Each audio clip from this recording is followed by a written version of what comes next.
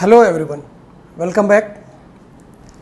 Last lecture में चलते चलते हमने डिफरेंट ऑर्बिटल्स को अरेंज किया था एनर्जी के इंक्रीजिंग ऑर्डर में, और ये जो अरेंजमेंट था ये n+l रूल यानी बोरबरी प्रिंसिपल के ऊपर बेस्ड था।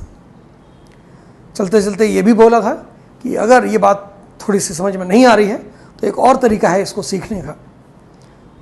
अब हम डिफरेंट ऑर्बिटल्स की एनर्जी का जो इंक्रीजिंग ऑर्डर है उसको एक नए तरीके से सीखने जा रहे हैं। मॉडर्न पीरियोडिक टेबल में जब आप पीरियोडिक टेबल के एलिमेंट्स देखेंगे तो उनको डिफरेंट पीरियड्स में रखा जाता है, डिफरेंट ग्रुप्स में रखा जाता है, डिफरेंट ब्लॉक्स में रखा जाता है। पीरियोडिक टेबल में 7 पीरियड्स हैं हॉरिजॉन्टल रोज के फॉर्म में, 1, 2, 3, 4, 5, 6 एंड 7। एक 8th पीरियड भी प्रपोज्ड है, हम उसको बाद में एक्सप्लेन करेंगे। मॉडर्न पीरियोडिक टेबल में अभी तक 7 पीरियड है। ग्रुप्स कितने हैं? 1, 2, 3 से लेके 12 तक, 13 से लेके 18 तक, टोटल 18 ग्रुप हैं। अब ये 1 और 2 जो होता है ये एस ब्लॉक, 3 से 12 तक ये डी ब्लॉक, 13 से 18 तक पी ब्लॉक। ये 3 ब्लॉक 3 सबशेल या 3 ऑर्बिटल्स के बेसिस पर रखे गए। एक एफ ब्लॉक बच जाता है जो कि main part of periodic table के नीचे अलग से रखा जाता है, एफ ब्लॉक। ये जो आउटलाइन है पीरियोडिक टेबल का, यही इलेक्ट्रॉनिक कॉन्फ़िगरेशन का पैटर्न है। कैसे देखिए, हमने बताया था n+l रूल के बेसिस पर जब increasing order of energy of different orbitals देखेंगे तो सबसे कम एनर्जी आएगी ns की, इससे ज़्यादा। एक हमने कंसेप्ट लिया था n-3 का g, जो कि यूज़ में नहीं आता है, इसलिए आप चाहें तो इसको स्किप कर सकते हैं, अभी तक ये यूज़ में नहीं है। फिर n-2 का f, फिर n-1 का d, और फिर n का p। अब हम मॉडर्न पीरियोडिक टेबल में अगर 7 पीरियड्स की बात करें, first period, second, third, fourth, fifth, sixth and 7th period. First period में s ब्लॉक का एलिमेंट होगा 1s। First period, second period, third period, fourth period, ये पीरियड में जो एलिमेंट्स रखे गए हैं उनके हाईएस्ट एनर्जी लेवल को दिखाता है जहां तक इलेक्ट्रॉन भरा गया है। इसका मतलब the period number gives the highest orbit up to which electron is filled in that element. तो यहां पर हाईएस्ट पीरियड कौन है? 1s। फर्स्ट ऑर्बिट, अगर हाईएस्ट ऑर्बिट है, फर्स्ट में s के सिवा और कोई भी सबशेल नहीं होता है, तो इसलिए g, f, d, p कुछ भी नहीं रहेगा। सेकंड में आएंगे तो 2 का s आएगा, 2 में f भी नहीं होता है, d भी नहीं होता, लेकिन 2 में p होता है तो 2p आ गया। 3 हाईएस्ट 3 हो गया। थर्ड में g नहीं होगा, f नहीं होगा, लेकिन थर्ड एनर्जी लेवल में d होता है। लेकिन हमको यहां पर 3d नहीं लिखना है। क्यों? क्योंकि हाईएस्ट अगर 3 है तो यहां पर 3-1 d यानी सेकंड एनर्जी लेवल का d आना चाहिए। तो यहां पर d भी नहीं लिख सकते, f भी नहीं होता है, g भी नहीं होता है, यहां पर सीधे 3p आएगा। क्या बोला हमने? s और p जो ब्लॉक्स हैं उसमें जो एनर्जी लेवल है और जिस पीरियड का नंबर है वो दोनों सेम होते हैं। थर्ड पीरियड में s और p ब्लॉक के एलिमेंट्स में एनर्जी लेवल और पीरियड का नंबर सेम। d में जो हाईएस्ट एनर्जी लेवल होता है वो पीरियड का नंबर देगा, लेकिन उससे एक कम एनर्जी लेवल का नंबर देगा। कैसे देखते हैं? अगर हम 4th एनर्जी लेवल में जाएं तो 4s के बाद g तो रहेगा नहीं।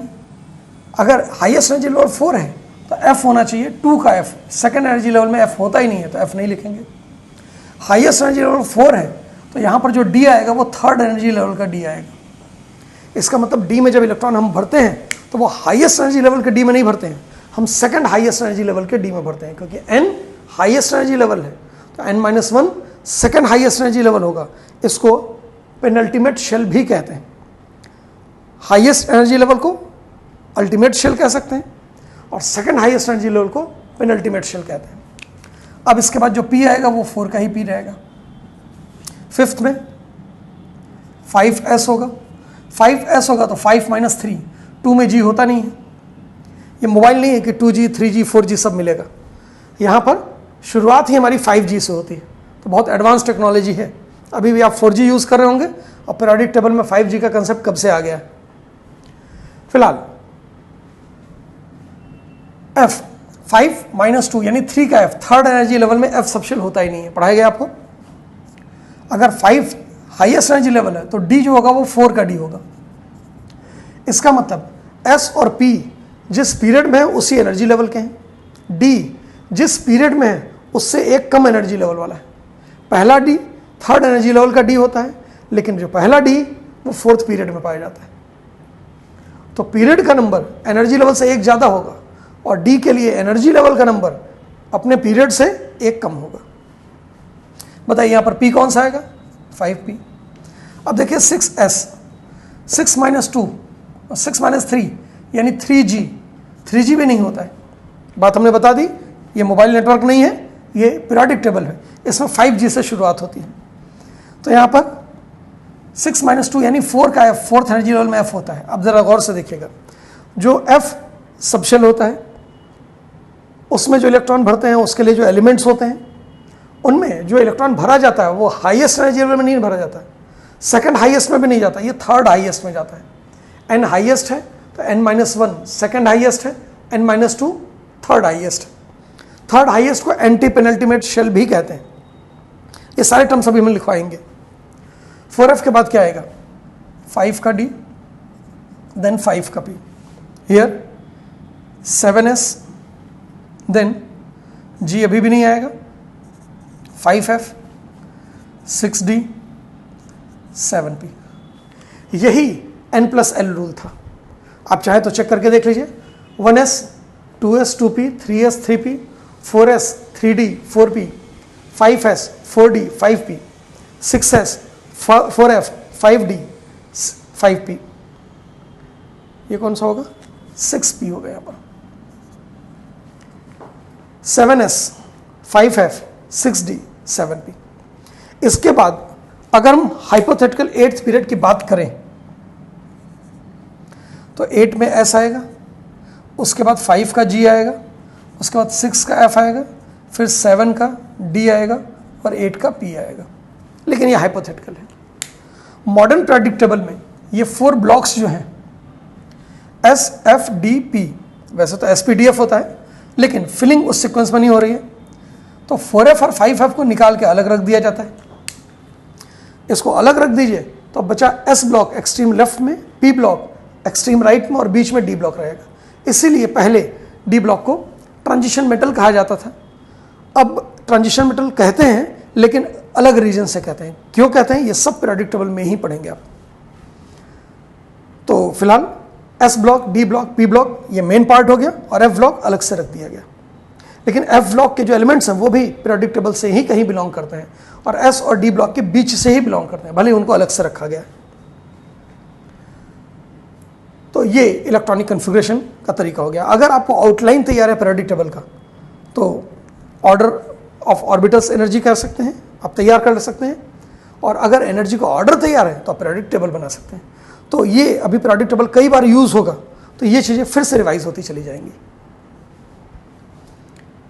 अब इस पीरियोडिक टेबल में या इलेक्ट्रॉनिक कन्फिग्रेशन में जो सिंबल्स हमने यूज़ किए हैं, N क्या होता है? Highest energy level, N-1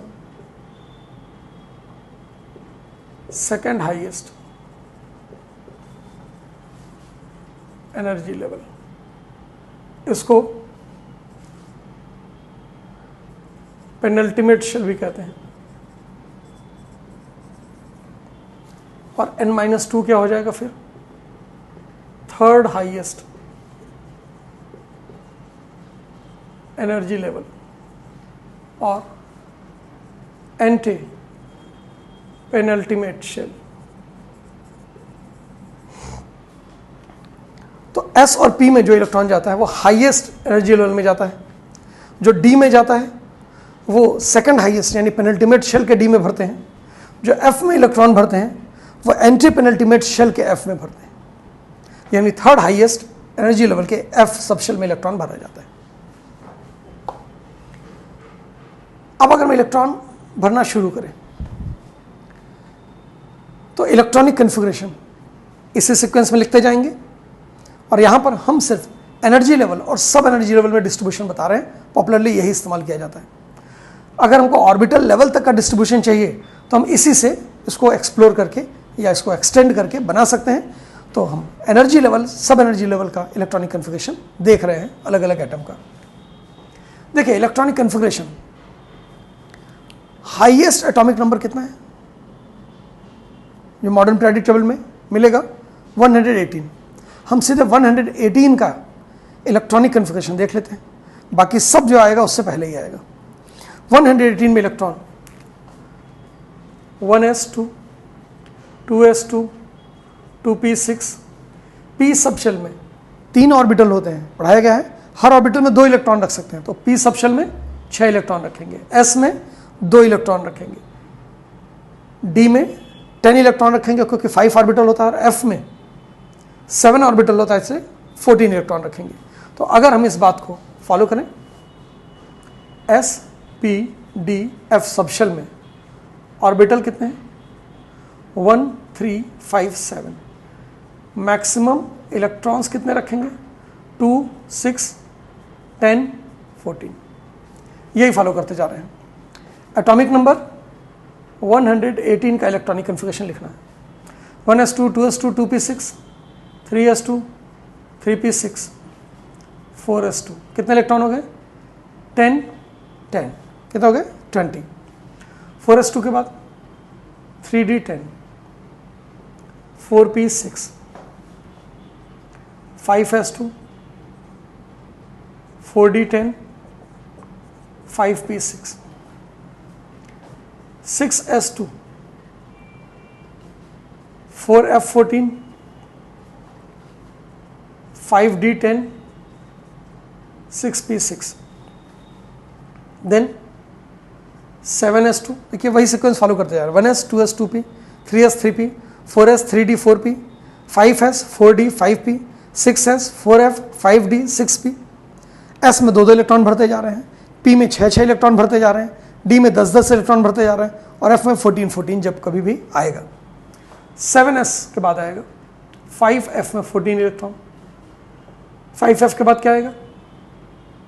6d में 10 इलेक्ट्रॉन।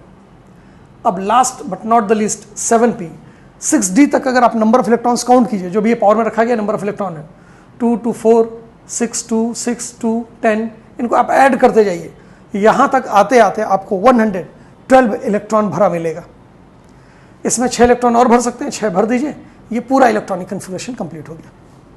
बाकी जितने भी एलिमेंट्स का इलेक्ट्रॉनिक कन्फिग्रेशन आएगा वो इनके पहले, इन्हीं के बीच में आएगा। लेकिन क्या हम इतना इलेक्ट्रॉनिक कन्फिग्रेशन हमेशा लिखेंगे? हमको 73 का एटॉमिक नंबर लिखना है, तो क्या हम इतना लंबा इलेक्ट्रॉनिक कन्फिग्रेशन लिखेंगे? नहीं। हम एक condensed form of periodic table हमेशा एक condensed form of electronic configuration हमेशा यूज करते हैं। तो condensed form of electronic configuration लिखने के लिए थोड़ी सी बातें हम पहले सीख लेते हैं। देखिए जब भी आप पीरियोडिक टेबल बनाएंगे तो उसके एक्सट्रीम राइट में जो 18th ग्रुप होता है उसमें नोबल गैस मिलते हैं। हर नोबल गैस के साथ एक एनर्जी लेवल कंप्लीट हो जाता है और अगली यानी हायर एनर्जी लेवल में हम इलेक्ट्रॉन भरना शुरू करते हैं। यहाँ पर helium first energy level complete, यहाँ पर एंड में मिलता है neon second energy level complete. अब नियॉन के बाद थर्ड एनर्जी लेवल भरना शुरू होगा, फिर आर्गन फोर्थ एनर्जी लेवल उसके बाद भरना शुरू होगा, क्रिप्टॉन फिफ्थ एनर्जी लेवल उसके बाद भरना शुरू होगा। तो जो पीरियड है और जो नोबल गैस है कौन कौन से? First, second, third, fourth, fifth, sixth and seven. First period में helium atomic number 2, next neon 10, यहाँ तक 2 इलेक्ट्रॉन भर दिया था, इसका मतलब अगले पीरियड में 8 इलेक्ट्रॉन भरा, और हर इलेक्ट्रॉन के भरने से एक नया एलिमेंट आता है, तो इसका मतलब यहाँ पर 8 एलिमेंट्स होंगे सेकेंड पीरियड में। थर्ड पीरियड में आर्गन होता है, एटॉमिक नंबर 18, 10 से 18 फिर से 8 एलिमेंट्स रखे गए, यहाँ पर 8 इलेक्ट्रॉन फिलअप किया गया। उसका बाद आता है क्रिप्टॉन, 36, कितने हो गए, 18 एलिमेंट्स रखे गए फोर्थ पीरियड में। क्रिप्टॉन के बाद जेनॉन 54, अगेन 18, रेडॉन 86, 32 एलिमेंट्स रखे गए सिक्स पीरियड में, और सबसे लास्ट में आता है ऑर्गेनेसन 118। तो ये जो हमने इलेक्ट्रॉनिक कन्फिगरेशन लिखा है 118, ये ऑर्गेनेसन का ही है, ये सबसे लास्ट एलिमेंट है मॉडर्न पीरियोडिक टेबल का, ये भी नोबल गैस का ही पार्ट है। ये नोबल गैस और उनका एटॉमिक नंबर याद रखिए, और याद रखिए कि किस नोबल गैस के साथ कौन सा एनर्जी लेवल कंप्लीट होता है, या किस पीरियड के एंड में कौन सा नोबल गैस पाया जाता है। अगर ये याद है और ये हिस्सा याद है तो आप पूरा का पूरा इलेक्ट्रॉनिक कन्फिगरेशन अच्छे से लिख सकते हैं। कैसे देखते हैं, condensed form of electronic configuration जब हम देखेंगे तो पहला काम हमको ये याद रखना है, हर पीरियड के एंड में कौन कौन सा नोबल गैस आया है। फर्स्ट पीरियड के एंड में helium atomic number 2, second period के एंड में 10, थर्ड पीरियड के एंड में 18, देन 36 फोर्थ पीरियड के एंड में, फिफ्थ पीरियड के एंड में जेनॉन 54, एंड सिक्स पीरियड के एंड में रेडॉन 86। इतना आपको बस याद रखना है। अगर एटॉमिक नंबर 1 दे दे हाइड्रोजन तो इलेक्ट्रॉनिक कन्फिगरेशन 1s1 आएगा। अगर हीलियम दे दे इलेक्ट्रॉनिक कन्फिगरेशन 1s2 आएगा, 2 ही इलेक्ट्रॉन है। लेकिन 2 से ज़्यादा अगर है, यानी 3 से लेकर 10 तक, तो हम हीलियम से शुरुआत करेंगे, और हीलियम यानी 1s2 हो गया।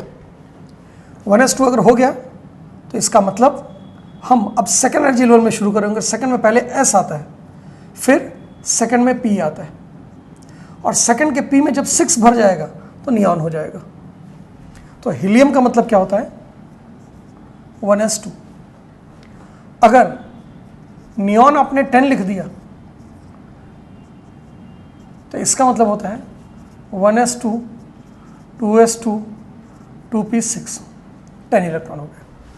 तो आप इतने की जगह सिर्फ नियॉन लिख सकते हैं। नियॉन मतलब सेकेंड पीरियड कंप्लीट, हम थर्ड पीरियड में जाएंगे। थर्ड में सबसे पहले s मिलता है और फिर 3 में p ही आता है, क्योंकि हाईएस्ट एनर्जी लेवल अगर 3 है तो अगर d होगा तो 2d होगा, लेकिन सेकेंड एनर्जी लेवल में d सब शल नहीं होता, इसलिए d f यहाँ नहीं आते। 3s के बाद 3p, 3s में 2 इलेक्ट्रॉन, 3p में 6 इलेक्ट्रॉन, 2 + 6 कितना हो गया 8, 8 + 10 कितना हो जाएगा 18, आर्गन हो जाएगा। तो आर्गन अगर आपने लिखा है, इसका मतलब आप लिखना चाहते थे 1s2, 2s2, 2p6, 3s2, 3p6। अब इतना लिखने से बचने की जगह, या इतना लिखने से बचने के लिए हमने आर्गन लिख लिया। आर्गन यानी 3 एनर्जी लेवल कंप्लीट। अब फोर्थ एनर्जी लेवल से शुरुआत करेंगे। 4 में सबसे पहले s आएगा, 4s के बाद 3 का d आता है, और फिर आता है 4 का p। याद ही होगा, नहीं याद है तो फिर से एक बार देख जाइए।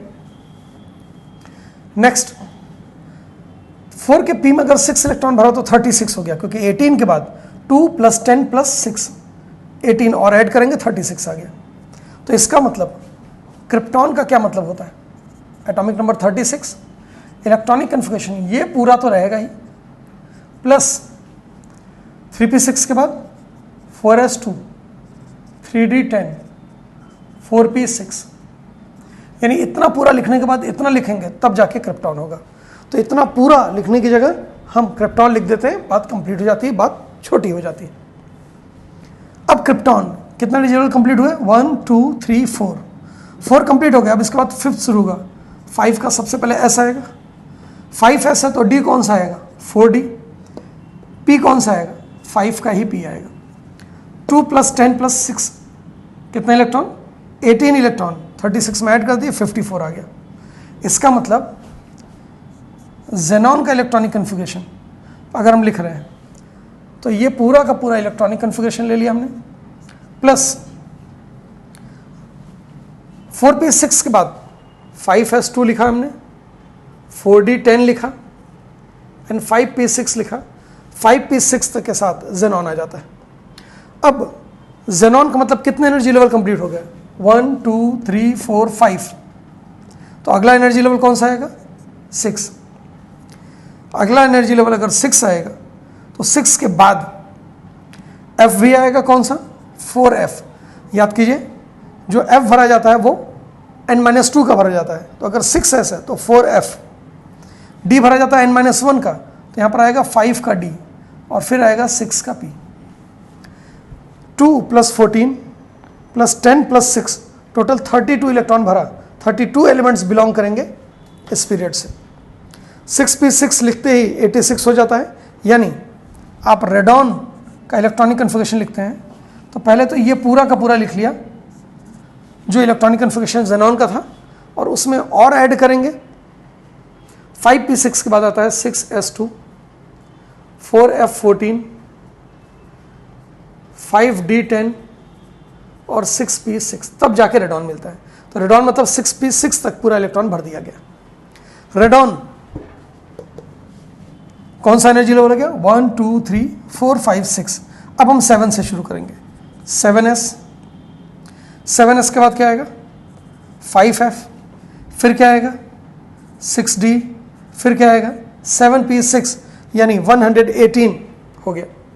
118 वाला भी लिख लेते हैं। ऑर्गेनाइजेशन पाया जाता है 118। तो ऑर्गेनाइजेशन का इलेक्ट्रॉनिक कन्फिगरेशन अगर हमको लिखना है तो पहले रेडॉन का इलेक्ट्रॉनिक कन्फिगरेशन लिख लेंगे, उसमें ऐड क्या करेंगे? 6 के बाद 7s2, यहाँ 5f आएगा, 5f14, 6d10, 7p6। ये इलेक्ट्रॉनिक कन्फिगरेशन। ऑर्गेनाइजेशन तक हो गया। ऑर्गेनाइजेशन तक 7th पीरियड कंप्लीट हो गए, लेकिन एक प्रपोज्ड 8th पीरियड भी है। अगर हमको उसका इलेक्ट्रॉनिक कन्फिगरेशन लिखना है तो हाइपोथेटिकल होगा 8s। थ्योरेटिकल है, हाइपोथेटिकल बोलना ठीक नहीं है। 8s के बाद 5g भी आता है। याद कीजिए, हमने बताया था कि केमिस्ट्री में जो g शुरू होता है वो सीधे 5g से शुरू होता है। यहाँ 2g 3g 4g का कोई जनरेशन है ही नहीं। 5g, इसके बाद कौन सा आएगा? f आएगा। f कौन सा रहेगा? 6f, 8 - 2 n-2 6f, फिर आएगा 7d और फिर आएगा 8p। अगर आप यहाँ पर देखेंगे नंबर ऑफ इलेक्ट्रॉन्स 2 + 18 + 14 + 10 + 6 सबको ऐड करेंगे तो टोटल 50 इलेक्ट्रॉन भर सकते हैं। इसका मतलब मॉडर्न पीरियोडिक टेबल में अगर हम 8th पीरियड इंट्रोड्यूस कर दें, ऐड कर दें, तो 50 और एलिमेंट्स हम रख सकते हैं मॉडर्न पीरियोडिक टेबल में। Current form of modern periodic table जो है उसमें 118 एलिमेंट्स रख सकते हैं। 8th पीरियड जैसे ही इंट्रोड्यूस किया जाएगा, अगला एलिमेंट जैसे ही डिस्कवर किया जाएगा, वैसे ही 8th पीरियड इंट्रोड्यूस हो जाएगा और 8th पीरियड में 50 और एलिमेंट्स हम रख सकते हैं। कैसे? ये सीक्वेंस हमने बता दिया, और इसका यूज़ भी है एनसीईआरटी में। ये कि 120 एटॉमिक नंबर का जो एलिमेंट है उसके बारे में क्वेश्चन पूछा गया है एनसीईआरटी की एक्सरसाइज में। तो 118 के बाद 19 और 20, 120 यहाँ तक भरेंगे, इसलिए हमने 8th पीरियड का भी जिक्र किया है। तो ये कोई आउट ऑफ सिलेबस नहीं है, एनसीईआरटी का पार्ट है, उसी को हमने एलेबोरेट किया है थोड़ा सा। तो देखिए, condensed form of periodic table, condensed form of periodic table भी है, इलेक्ट्रॉनिक कन्फिगरेशन भी है। ये condensed form of electronic configuration हम अप्लाई करके दिखाते हैं आपको। हम 4 एग्जांपल्स ले रहे हैं, एटॉमिक नंबर और उनका इलेक्ट्रॉनिक कन्फिगरेशन लिख रहे हैं कंडेंस्ड फॉर्म में। Z एटॉमिक नंबर और इलेक्ट्रॉनिक कन्फिगरेशन।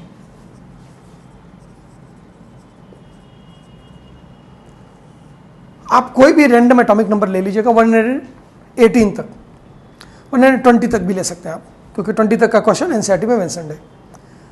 रैंडम 4 ले लीजिए और फिर इलेक्ट्रॉनिक कन्फिगरेशन लिखिए और फिर उसको चेक कीजिए।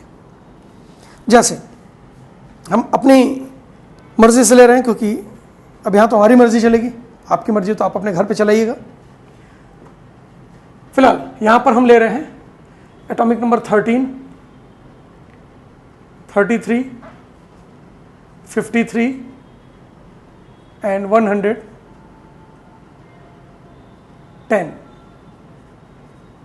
कोई भी रैंडम आप उठा लीजिए। देखिए एटॉमिक नंबर 13 किस नोबल गैस के एटॉमिक नंबर के जस्ट बाद आता है, तो 2 और 10 के बीच में नहीं है, 10 और 18 के बीच में है, इसका मतलब 10 के बाद आएगा।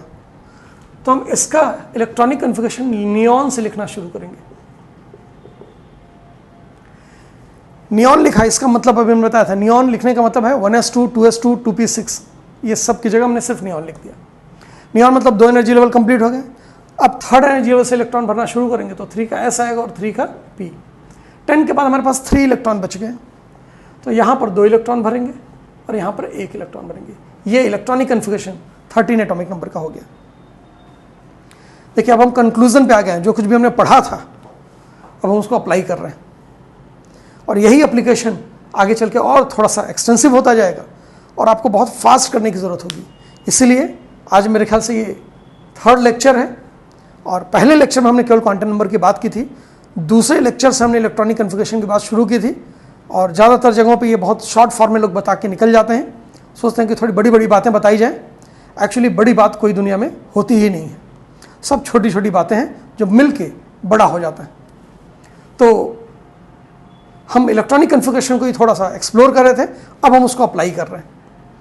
तो अब 33 18 के बाद और 36 के पहले आएगा, तो जिस एटॉमिक नंबर नोबल गैस के एटॉमिक नंबर के बाद का आपको एटॉमिक नंबर दिया गया है उसी नोबल गैस से शुरू कर लीजिए।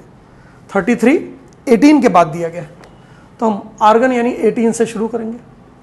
18 मतलब कितने एनर्जी लेवल कंप्लीट हो गया, 1 2 3।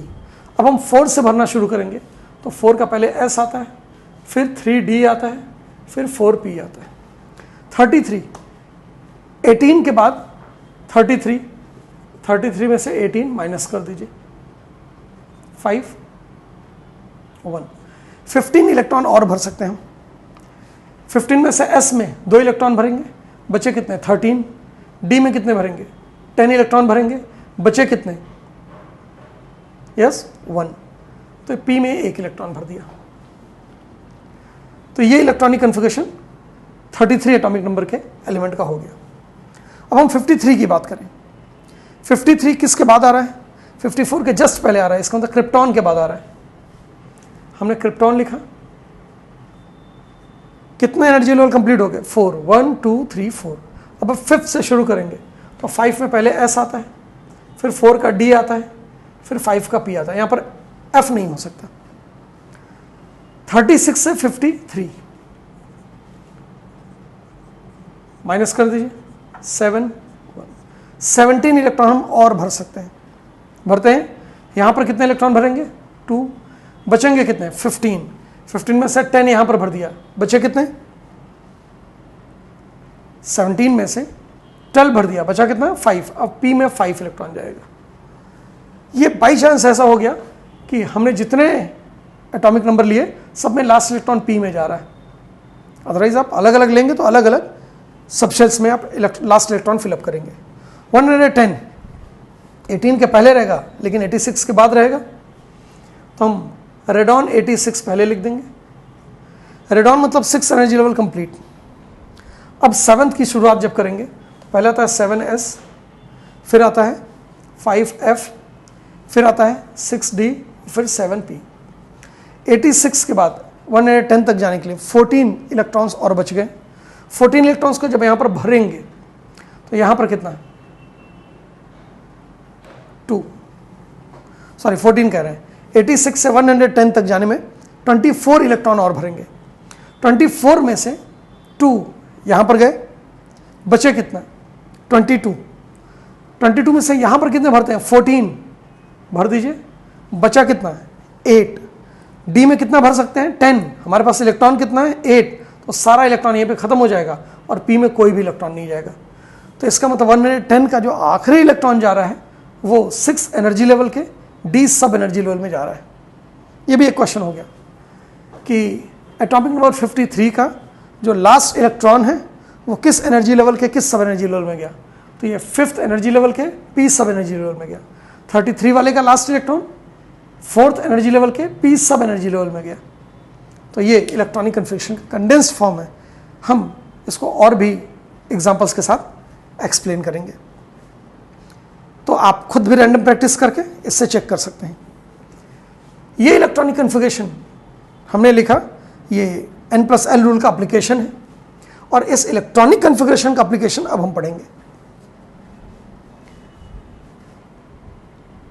इस इलेक्ट्रॉनिक कन्फिग्रेशन को पढ़ने के बाद सबसे पहले हम एक्सेप्शनल इलेक्ट्रॉनिक कन्फिग्रेशन पढ़ेंगे। क्या पढ़ेंगे?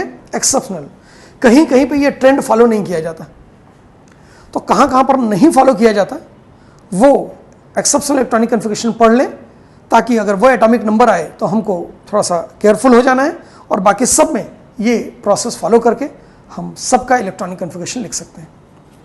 एक और चीज़ बताते चलें, क्योंकि कई लोग पढ़े पढ़ाए होंगे, तो वो जब क्लास में आते हैं तो चाहते हैं कि वो चीज़ पढ़ाएं सर जो हमने पढ़ा था, या हमने सुना था, या हमने किताब में देखा था। सब कुछ पढ़ा देंगे, उसके बावजूद भी कहेंगे सर वो चीज़ नहीं पढ़ाए जो हम पढ़ के आए थे। तो आपको वो चीज़ भी पढ़ा देते हैं। वो क्या है? N+L रूल को कई किताबों में ऐसे दिखाया जाता है, 1s 2s 2p 3s 3p 4s 3d है, 4p 4d 4f 5s 5p 5d 5f 6s 6p 6d 6f 7s 7p, इतने की ज़रूरत पड़ती। बोला जाता है N+L रूल अगर आपको याद करना है तो ऐसे तीर चला दीजिए, यानी ऐसे क्रॉस कर दीजिए।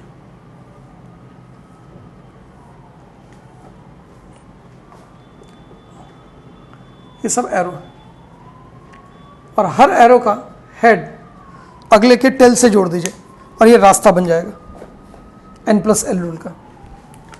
1s के बाद 2s के बाद 2p, फिर 3s 3s के बाद 3p 3p के बाद 4s 3p के बाद 3d नहीं आया, 4s आया। 4s के बाद 3d 3d के बाद 4p 4p के बाद 5s 5s के बाद 4d, ऐसे बना लेते हैं लोग। आसान भी लगता है देखने में, थोड़ी सी कलाकारी भी हो गई, लेकिन हम इसको अवॉइड करते हैं एग्जामिनेशन में। देखिए, जब आपको एटॉमिक नंबर 81 का इलेक्ट्रॉनिक कन्फिग्रेशन लिखना है, तो आप N+L रूल अगर आप डायरेक्ट नहीं लिख सकते हैं, ये ऑर्डर अगर आप डायरेक्ट नहीं लिख सकते हैं ऑर्बिटल्स की एनर्जी का, तो आपको इतना पूरा डायग्राम बना के पूरे तीर चलाने पड़ेंगे, फिर पूरा खाका बना के फिर एक एक इलेक्ट्रॉन भरेंगे, तब जाके इलेक्ट्रॉनिक कन्फिग्रेशन आएगा। कितनी लंबी बात है, समझ में आ रही है? एग्जाम में हमारे पास इतना टाइम नहीं होता है। एग्जाम में हमसे इलेक्ट्रॉनिक कन्फिग्रेशन बोला गया है, तो हम 1s2 2s2 2p6 3s2 3p6 4s2 इस तरीके से पूरा का पूरा हमको आना चाहिए एंड तक, 7p6 तक, without any break, without any fail. सारे एक्सेप्शन भी मालूम होने चाहिए कि इसका डेविएशन कहाँ आएगा। जब ये रहेगा तो हम बहुत आसानी से कर सकते हैं। और कंडेंस्ड इलेक्ट्रॉनिक कन्फिग्रेशन जो हमने अभी लिखा और अभी अप्लाई करके दिखाया था, ये और इस रास्ते को आसान कर देता है। अगर हमसे 50 पूछा गया तो हम 36 से सीधे शुरू करेंगे और 36 के बाद 14 इलेक्ट्रॉन केवल भरेंगे, बात हो जाएगी। तो एग्जाम में टाइम बचाने के लिए ये थोड़ा सा यूजफुल नहीं होता है। स्कूल एग्जामिनेशन के लिए ठीक था, कॉम्पिटिटिव एग्जामिनेशन में इसको हम अवॉइड करते हैं। आप अगर कर सकते हैं तो कीजिए, अदरवाइज आपको जो अच्छा लगे, सही लगे, वही कीजिए।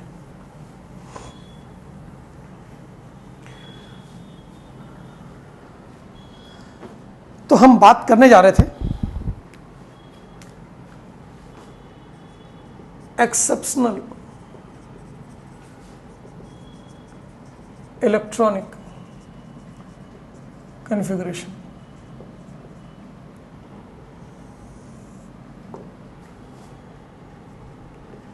इन S and P ब्लॉक।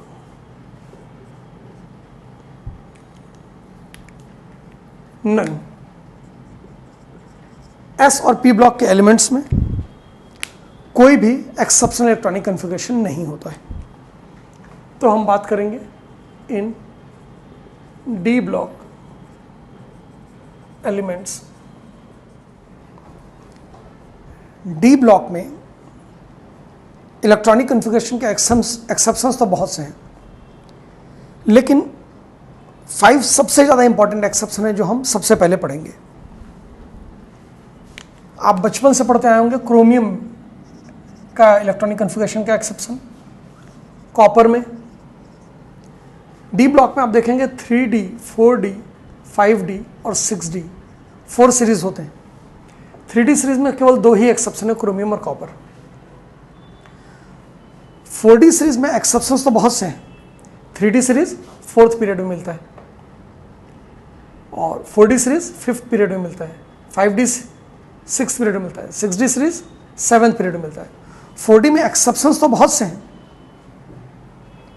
लेकिन हम पढ़ेंगे एक सबसे इंपॉर्टेंट एक्सेप्शन पैलेडियम का, एटॉमिक नंबर 46। इसके बाद लैंथेनम एटॉमिक नंबर 57 और एक्टिनियम एटॉमिक नंबर 89, जिनको अक्सर लोग एफ ब्लॉक एलिमेंट समझते हैं। लोग मतलब स्टूडेंट्स। लैंथेनम और एक्टिनियम है डी ब्लॉक के एलिमेंट्स। ये रिप्रेजेंटेटिव एलिमेंट है लैंथेनाइड और एक्टिनाइड सीरीज के। लैंथेनाइड और एक्टिनाइड सीरीज एफ ब्लॉक के एलिमेंट्स का है, ये उनको रिप्रेजेंट करते हैं, लेकिन खुद ये डी ब्लॉक के एलिमेंट्स हैं। क्या पहचान है कोई डी ब्लॉक का, एफ ब्लॉक का, एस ब्लॉक का, पी ब्लॉक का, कैसे होता है? जब इसका इलेक्ट्रॉनिक कन्फिगरेशन लिखेंगे, जो इसका नेचुरल इलेक्ट्रॉनिक कन्फिगरेशन होता है, उसमें लास्ट इलेक्ट्रॉन जिस सबशेल में जाएगा उसी ब्लॉक का एलिमेंट होगा। 4 सबशेल हैं, S, P, D, F. 4 blocks हैं, 4 ग्रुप्स हैं, ग्रुप नहीं 4 ब्लॉक्स हैं। तो एस सबशेल में अगर लास्ट इलेक्ट्रॉन एंटर करता है तो एस ब्लॉक का, पी सबशेल में लास्ट इलेक्ट्रॉन एंटर करता है तो पी ब्लॉक का, डी सबशेल में एंटर करता है तो डी ब्लॉक का, एफ सबशेल में अगर लास्ट इलेक्ट्रॉन एंटर करता है तो एफ ब्लॉक का। इनमें देखेंगे लास्ट इलेक्ट्रॉन डी में एंटर करता है। हम क्रोमियम के एक्सेप्शन की बात करें,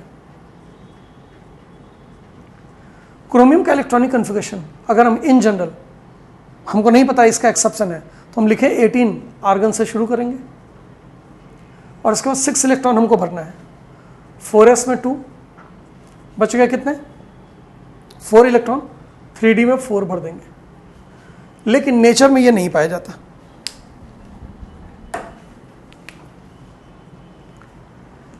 तो नेचर में क्या पाया जाता है? नेचर में 4s में सिर्फ एक ही इलेक्ट्रॉन मिलता है और 3D में 5 इलेक्ट्रॉन मिलते हैं। ये इसका ग्राउंड स्टेट, इन जनरल जो हम इलेक्ट्रॉनिक कन्फिगरेशन लिखते हैं उन सबको ग्राउंड स्टेट इलेक्ट्रॉनिक कन्फिगरेशन कहते हैं।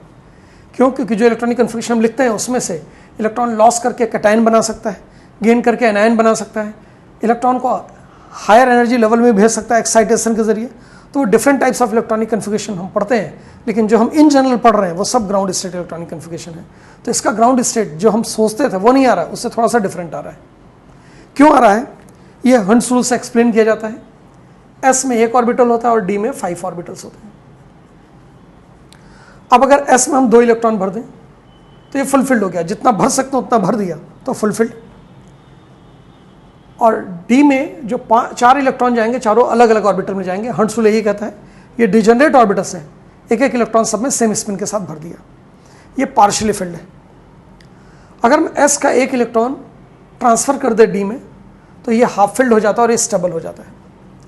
किसी भी सबशेल में जितने इलेक्ट्रॉन भर सकते हैं अगर उतना भर दिया तो ये फुलफिल्ड है, ये सबसे ज़्यादा स्टेबल इलेक्ट्रॉनिक कन्फिगरेशन होता है।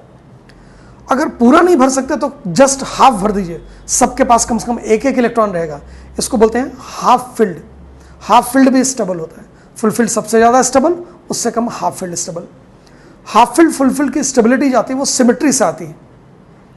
हाफ फिल्ड या फुलफिल्ड करने का मतलब हर डायरेक्शन में बराबर इलेक्ट्रॉन क्लाउड मिल रहा है। तो इस स्टेबिलिटी की वजह से एस का 1 इलेक्ट्रॉन डी में ट्रांसफर हो गया। ऐसा ही कुछ आपको इन सब में भी मिलेगा, कॉपर और पैलेडियम में तो कम से कम। कॉपर का इलेक्ट्रॉनिक कन्फिगरेशन 29, हम आर्गन से ही शुरू करेंगे।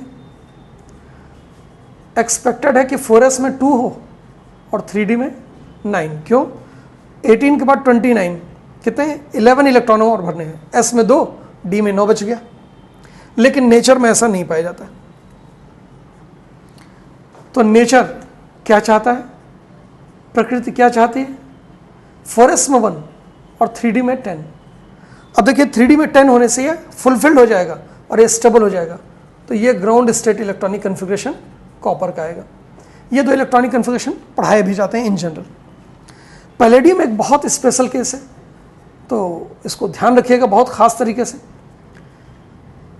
पैलेडियम 36 के बाद आएगा, तो यहाँ क्रिप्टॉन से शुरू करेंगे। क्रिप्टॉन के बाद 10 इलेक्ट्रॉन और भरना है, तो क्रिप्टॉन 36 के बाद जब आप भरते हैं 5s में 2 इलेक्ट्रॉन भर देते हैं। 5s के बाद आता है 4d, हमें 10 इलेक्ट्रॉन भरना था, तो 4d में अब सिर्फ 8 ही इलेक्ट्रॉन भर सकते हैं। लेकिन नेचर में ये ऐसा नहीं पाया जाता। तो नेचर में क्या पाया जाता है? नेचर में 5s में कोई इलेक्ट्रॉन नहीं होते हैं, 4d में 10 इलेक्ट्रॉन होते हैं। इसका मतलब पहले 4d को पूरा भर दिया गया और उसके बाद इलेक्ट्रॉन खत्म हो गया, तो 5s की नौबत ही नहीं आई, उसकी बारी ही नहीं आई। ये ग्राउंड स्टेट इलेक्ट्रॉनिक कन्फिग्रेशन है नेचर में। तो पैलेडियम में सिर्फ पूरे पीरियोडिक टेबल में एक ही ऐसा केस है जिसमें से डी का फुलफिल्ड इलेक्ट्रॉनिक कन्फिग्रेशन अचीव करने के लिए 2 इलेक्ट्रॉन का ट्रांसफर हो रहा है रेदर देन 1, जैसा कि क्रोमियम और कॉपर में हुआ है, और भी बहुत से केसेस में होता है। क्रोमियम फैमिली के जो बाकी मेंबर हैं, कॉपर फैमिली के बाकी मेंबर्स हैं, उनमें भी ऐसा देखने को मिलता है, 1 इलेक्ट्रॉन का ट्रांसफर। सिर्फ पैलेडियम निकल फैमिली का मेंबर है, सिर्फ पैलेडियम में ही ऐसा होता है कि 2 इलेक्ट्रॉन का ट्रांसफर होता है, इसलिए बहुत खास केस हो गया ये। लैंथेनम, एक्टिनियम, थोड़ा सा इसको क्लीन कर लेते हैं। अब ये तो ध्यान हो ही गया होगा, और नहीं तो आपकी कॉपी में तो होगा ही। नोट्स आप अपना ही बनाइएगा, ठीक है? ऐसा नहीं कि वीडियो है कभी भी देख लेंगे। क्लासेस लेक्चर कीजिए, वीडियो लेक्चर कीजिए, लेकिन नोट्स अपना प्रिपेयर करते चलिए जैसे आप क्लास में करते हैं। चलिए, next is the what? Lanthanum. Lanthanum का एटॉमिक नंबर 57 का इलेक्ट्रॉनिक कन्फिग्रेशन अगर हम लिखेंगे तो 54 ज़ेनॉन से शुरू होगा। 54 कितने एनर्जी लेवल कंप्लीट हो गए? हीलियम, नियॉन, आर्गन, काउंट ऐसा करते हैं, helium, neon, argon, krypton, xenon, 5 energy level complete हो गए। 5 के बाद 6 से शुरू करेंगे। 54 के बाद 57, 3 ही इलेक्ट्रॉन भरना है, तो यहाँ पर 2 भर दिया। 6s के बाद याद कीजिए इलेक्ट्रॉनिक कन्फिग्रेशन में 4f आता है, तो यहाँ पर 1 इलेक्ट्रॉन हमने भर दिया। हमको नहीं पता था, हम अज्ञानी थे, तो ऐसा कर दिया, लेकिन ऐसा होता नहीं है प्रकृति में। नेचर में क्या होता है एक्चुअली, 4f के बाद आता है 5d, तो नेचर में 6s के बाद जो अगला इलेक्ट्रॉन भरा जाता है वो 5d में 1 इलेक्ट्रॉन भरा जाता है। ये नेचर में पाया जाता है, और लास्ट इलेक्ट्रॉन क्योंकि 5d में गया है, d सबशेल में गया है, इसलिए ये d ब्लॉक का एलिमेंट है। ठीक ऐसे ही एक्टिनियम में 89, हम जो सोचते हैं रेडॉन 86 के बाद 3 इलेक्ट्रॉन भरना, 7s में 2, 5f में 1, ऐसा प्रकृति इजाज़त नहीं देता है। तो जो कहता है प्रकृति वो s में 2 और 6 के d में 1 इलेक्ट्रॉन, तो ये भी d ब्लॉक का एलिमेंट निकला। तो ये 5 केसेस d ब्लॉक के एक्सेप्शनल इलेक्ट्रॉनिक कन्फिग्रेशन के ये रह गए। अब इसी सिलसिले में हम इन f ब्लॉक एलिमेंट्स देखें। d ब्लॉक में एक्सेप्शन कई हैं, 5 जो सबसे इंपॉर्टेंट एक्सेप्शन थे वो मैं बता दिए। f ब्लॉक में 2 f सीरीज होता है, 4f और 5f। 4f लैंथेनम के जस्ट बाद शुरू होता है, यानी 58 से शुरू होता है। 58 एटॉमिक नंबर है सीरियम का, और यही सीरियम 58 एक्सेप्शन भी है। 5f शुरू तो होता है किससे? एक्टिनियम के जस्ट बाद थोरियम से, लेकिन थोरियम एक्सेप्शन नहीं है। 4f सीरीज में 14 एलिमेंट्स रखते हैं। 14 एलिमेंट्स में से जो एक्सेप्शनल इलेक्ट्रॉनिक कन्फिग्रेशन आते हैं वो सिर्फ 3 के होते हैं, और बहुत सिस्टमेटिक है ये। फर्स्ट, उसके बाद मिड, और उसके बाद last. First cerium, then mid वाला होता है गैडोलिनियम। कई बार इसका इलेक्ट्रॉनिक कन्फिग्रेशन पूछा गया है एग्जाम्स में। गैडोलिनियम का एक्सेप्शनल इलेक्ट्रॉनिक कन्फिग्रेशन होता है, ये जस्ट मिड एलिमेंट यानी 7th एलिमेंट। तो 58 से शुरू करेंगे, 58, 59, 60, 61, 62, 63, 64th will be the 7th element. Count करके देख लीजिएगा उंगली पे, 64th ये जस्ट मिड वाला एलिमेंट है। और फिर लास्ट एलिमेंट 71 ल्यूटिटियम। फर्स्ट, मिड और लास्ट वाले में एक्सेप्शनल आता है इलेक्ट्रॉनिक कन्फिग्रेशन में। 5F सीरीज में देखेंगे तो 5 एलिमेंट्स में एक्सेप्शन आते हैं। फर्स्ट में तो नहीं आता है लेकिन मिड और लास्ट में आता है। फर्स्ट यहां पर कौन है, 90। 90 के बाद प्रोएक्टिनियम होता है 91। यूरेनियम आपने सुना होगा, न्यूक्लियर रिएक्टर्स में इस्तेमाल किया जाता है 92। नेपटूनियम इसमें भी 93। ये फर्स्ट मिड वाले नहीं है लेकिन जस्ट मिड वाला होता है 96 क्यूरियम। और सबसे लास्ट वाला होता है लॉरेंसियम 103। तो देखिए एफ ब्लॉक में जो भी एक्सेप्शन मिला ज़्यादातर मिड और लास्ट वाला मिला। मिड और लास्ट वाला गैडोलिनियम ल्यूटिटियम यहाँ पर है, क्यूरियम और लॉरेंसियम यहाँ पर, मिड और लास्ट वाला। उसके सिवाय फर्स्ट वाला भी एक्सेप्शन है 4F सीरीज में और 5F सीरीज में, ये 3 एक्सेप्शन है। इतना ज़्यादा डिटेल की ज़्यादा जरूरत नहीं है लेकिन एफ के एक्सेप्शन ध्यान रखिएगा, फर्स्ट मिड लास्ट, जिसमें से गैडोलिनियम सबसे ज़्यादा इंपॉर्टेंट क्वेश्चन के रूप में कई बार पूछा जा चुका है। इनके इलेक्ट्रॉनिक कन्फिग्रेशन में एक्सेप्शन क्या होता है? देखिए इनके एक्सेप्शन सिर्फ एक बात है, हमने पढ़ा है क्या कि जो भी नोबल गैस होगा उसके बाद NS आएगा और उसके बाद N-2F आएगा और फिर N-1 का D आएगा। इसका मतलब जब हम इलेक्ट्रॉनिक कन्फिग्रेशन भरेंगे, अगर ये F ब्लॉक के तो उनका लास्ट इलेक्ट्रॉन तो F में जाएगा। अगर लास्ट इलेक्ट्रॉन F में जा रहा है तो इसका मतलब S में आपने 2 इलेक्ट्रॉन भर दिया है। S में 2 इलेक्ट्रॉन भर दिया है तो अगले इलेक्ट्रॉन कहाँ जाएंगे, F में। लेकिन ये जो एलिमेंट्स आप यहाँ पर देख रहे हैं इनमें NS के 2 इलेक्ट्रॉन भरने के बाद F में इलेक्ट्रॉन नहीं जाता है, N-1 D में 1 इलेक्ट्रॉन जाता है, फिर बाकी इलेक्ट्रॉन यहाँ पर जाएंगे 1, 2, 14। सिर्फ इतने केसेस हैं, 3 + 5, 8 केसेस F ब्लॉक में ऐसे हैं जिसमें N-1 D में 1 इलेक्ट्रॉन भरने के बाद ही F के इलेक्ट्रॉन की फिलिंग शुरू होगी। एक एग्जांपल हम यहाँ पर दिखा दे रहे हैं आपको सीरियम का, या सबसे कॉमन क्वेश्चन कौन है, गैडोलिनियम। हम गैडोलिनियम में ले लेते हैं। 64 एटॉमिक नंबर कहाँ से आएगा, 54 के बाद, 54 यानी जेनॉन। 5 एनर्जी लेवल कंप्लीट हो गए। अब आएगा 6s में 2 इलेक्ट्रॉन, 54 से 64 कितने इलेक्ट्रॉन बनने हैं, 10। 6s में 2 इलेक्ट्रॉन चला गया, 6s के बाद आता है 4f।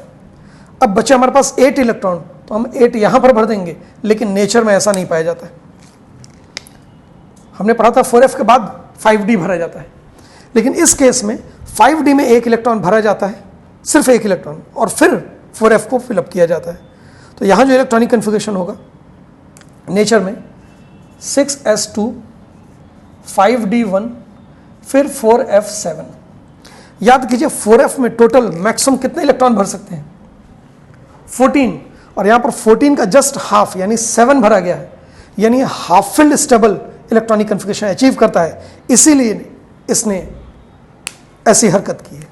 तो गैडोलिनियम में F का half filled electronic configuration show करने के लिए D में 1 इलेक्ट्रॉन भरा जाता है। और ये किस्सा आप ल्यूटिटियम के लिए कह सकते हैं, यहाँ फुलफिल्ड करने के लिए D में 1 इलेक्ट्रॉन भरा गया। आप लॉरेंसियम में कह सकते हैं फुलफिल्ड के लिए किया गया।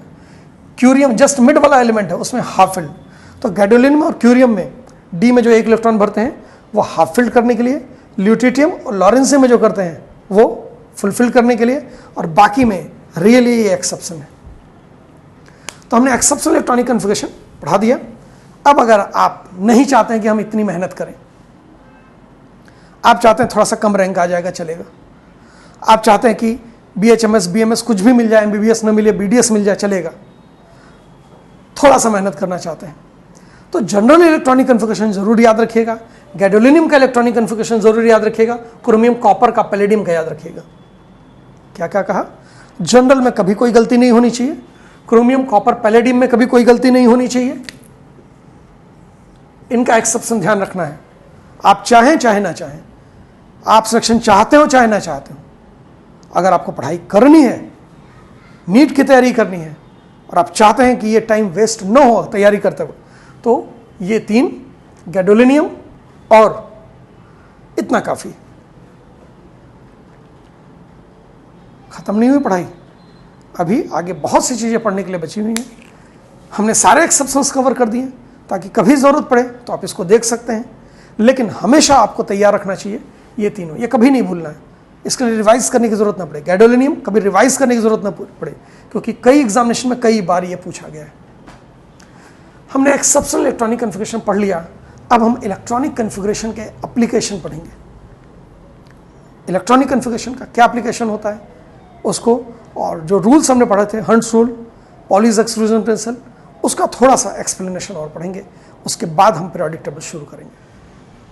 इलेक्ट्रॉनिक कन्फिगरेशन का जो फर्स्ट एप्लीकेशन है वो कि किसी भी एटम का इलेक्ट्रॉनिक कन्फिगरेशन लिखिए न्यूट्रल ग्राउंड स्टेट में, और उसके बेसिस पर मॉडर्न पीरियोडिक टेबल में उसकी पोजीशन बता दीजिए। तो सबसे पहली बात हम जो यहाँ पर सीखेंगे, position of element in modern periodic table on the basis of electronic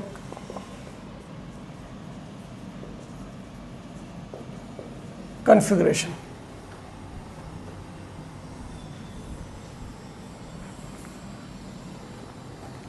किसी भी एटम का, किसी भी एलिमेंट के एटम का अगर आपको एटॉमिक नंबर मालूम है या दिया गया है, आप उसका इलेक्ट्रॉनिक कन्फिगरेशन लिखिए, उसके बेसिस पर आप मॉडर्न पीरियोडिक टेबल में उस एलिमेंट की पोजीशन बता सकते हैं। और इसके लिए खास बात क्या है कि अगर एफ ब्लॉक एलिमेंट्स को छोड़ दीजिए, उनके एक्सेप्शंस को छोड़ दीजिए, तो डी ब्लॉक में जो एक्सेप्शंस हैं, अगर आप उन एक्सेप्शंस को इग्नोर भी कर देते हैं, यानी आपको नहीं पता है कि वो एक्सेप्शन है और आपने जनरल इलेक्ट्रॉनिक कन्फिगरेशन जो इन जनरल पढ़ाया जाता है उसके बेसिस पर कर दिया, एक्सेप्शंस को दरकिनार करके, तब भी आप जो पोजीशन बताएंगे वो सही बताएंगे। मॉडर्न पीरियोडिक टेबल में जो एलिमेंट की पोजीशन होती है उसमें 3 बातें बताई जाती हैं। ब्लॉक, सबसे पहले हम यही डिसाइड करते हैं। 4 सबशेल्स होते हैं SPDF, 4 ब्लॉक्स होते हैं मॉडर्न पीरियोडिक टेबल में SPDF। तो ये कैसे रिलेटेड है? ब्लॉक क्या होता है? The subshell in which last electron is filled। जिस सबशेल में लास्ट इलेक्ट्रॉन भरा जाएगा वही ब्लॉक होगा एलिमेंट का। एस सबशेल में लास्ट इलेक्ट्रॉन गया तो एस ब्लॉक का एलिमेंट है, पी सबशेल में गया तो पी ब्लॉक का एलिमेंट है। ब्लॉक के बाद आता है period, highest energy level in which electron is filled। जिस भी हाईएस्ट एनर्जी लेवल तक इलेक्ट्रॉन भरा गया वही पीरियड का नंबर होता है। अगर हाईएस्ट एनर्जी लेवल आपको 4th नजर आ रहा है तो इसका मतलब 4th पीरियड का एलिमेंट होगा। यहां पर एक बात ध्यान रखिएगा कि last electron highest energy level में जाए यह जरूरी नहीं है। फिर से, वैसे आप सुनते होंगे कि पहले लोअर एनर्जी लेवल में इलेक्ट्रॉन भरते हैं, फिर हायर में, फिर हायर में, तो इसका मतलब लास्ट इलेक्ट्रॉन तो हाईएस्ट में जाना चाहिए, ऐसा जरूरी नहीं है। N+L रूल के बेसिस पर ऐसा नहीं होता है। अगर एलिमेंट S या P ब्लॉक का है तो हाईएस्ट एनर्जी लेवल के S या P सबशेल में भरा जाएगा, लेकिन D में याद कीजिए N-1 D में भरा जाता है। N is the highest energy level. तो अगर D ब्लॉक का एलिमेंट है यानी electron, last electron D subshell में भरा गया है, तो हाईएस्ट एनर्जी लेवल में नहीं जाता है वो, वो सेकंड हाईएस्ट के डी में जाता है, यानी पेनल्टीमेट शेल के डी सब शेल में जाता है। और एफ की अगर बात करें, एफ ब्लॉक एलिमेंट्स की, तो उनमें n-2 एफ में भरा जाता है। इसका मतलब एफ ब्लॉक के जो एलिमेंट्स होते हैं उनका लास्ट इलेक्ट्रॉन अल्टीमेट शेल में नहीं जाता है, पेनल्टीमेट शेल में नहीं जाता है, एंटी पेनल्टीमेट शेल में जाता है, यानी थर्ड हाईएस्ट एनर्जी लेवल के एफ सब शेल में भरा जाता है। Now last but not the least, group. Group को डिसाइड करना थोड़ा सा डिफरेंट है, ये तो सिंपल मेथड्स हैं। Group will be depending upon the block of the element.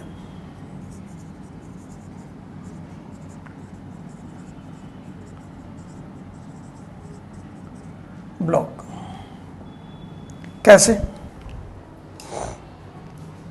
कितने ब्लॉक्स हैं? 4, S, P, D, F। इनके लिए ग्रुप एलिमेंट का ब्लॉक अगर पता चल गया तो उसके लिए ग्रुप का अलग अलग तरीका होता है। एस ब्लॉक का एलिमेंट है तो XN is the formula for group number. P block का एलिमेंट है तो XN + 10 is the formula.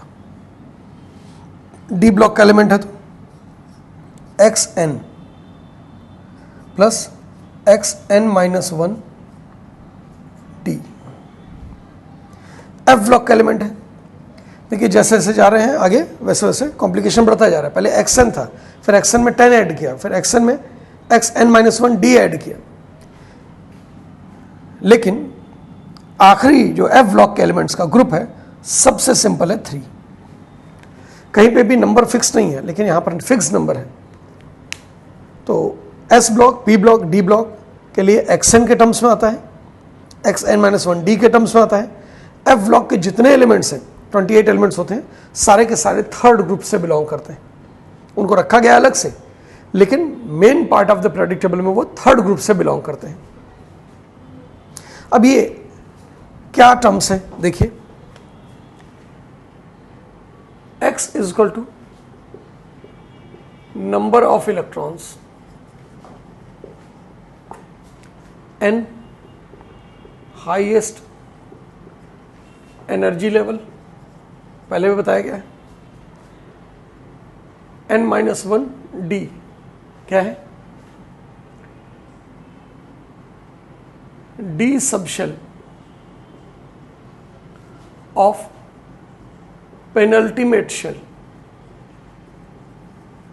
Second highest energy level के D सब शेल के बारे में बात कर रहे हैं। अब अगर इन बातों को कंबाइन करें तो XN का मतलब क्या होगा?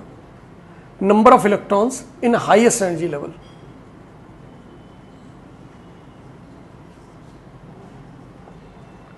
इन highest energy level.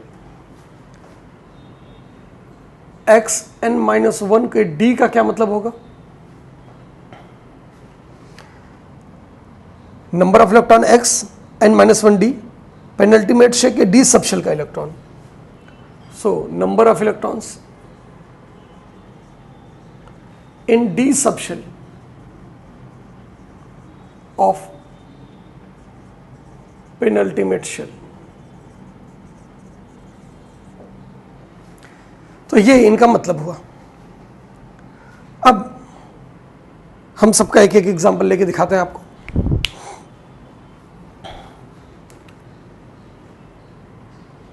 Z atomic number, शुरू करते हैं हम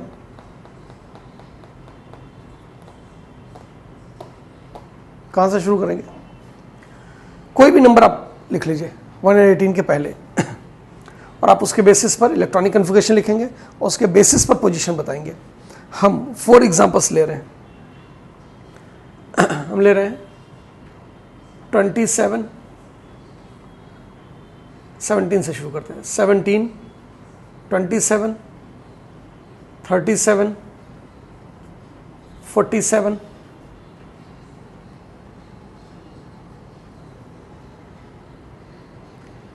57। ये एटॉमिक नंबर है। इनका इलेक्ट्रॉनिक कॉन्फ़िगरेशन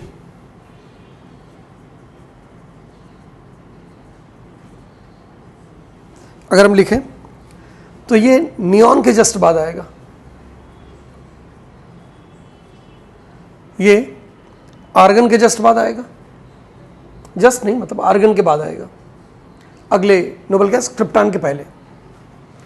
37 क्रिप्टॉन 36 के बाद आएगा। 47 36 बाद एटॉमिक नंबर नोबल गैस का जो आता है वो 54 आता है, तो इसका तो ये भी क्रिप्टॉन 36 के बाद ही आएगा। 57 54 के बाद आएगा जेनॉन, ये नियरेस्ट नोबल गैस हमने लिख दिया। नियॉन मतलब 2 एनर्जी लेवल कंप्लीट, हीलियम के बाद नियॉन 2 एनर्जी लेवल कंप्लीट, तो 3s 3p आएगा। यहाँ पर 10 के बाद 7 इलेक्ट्रॉन बचे थे, s में जाएंगे 2, p में जाएंगे यस 5। आर्गन 18 से 27 9 इलेक्ट्रॉन बच गए, 9 इलेक्ट्रॉन बच गए। आर्गन यानी 3rd एनर्जी लेवल कंप्लीट, तो 4 से शुरू करेंगे। 4s में 2 बचे 7, 4s के बाद 3d आता है, 3d में 10 इलेक्ट्रॉन भर सकते हैं लेकिन बचा हमारे पास 7, तो यहाँ पर 7 भरेंगे, ये इलेक्ट्रॉनिक कॉन्फ़िगरेशन कंप्लीट।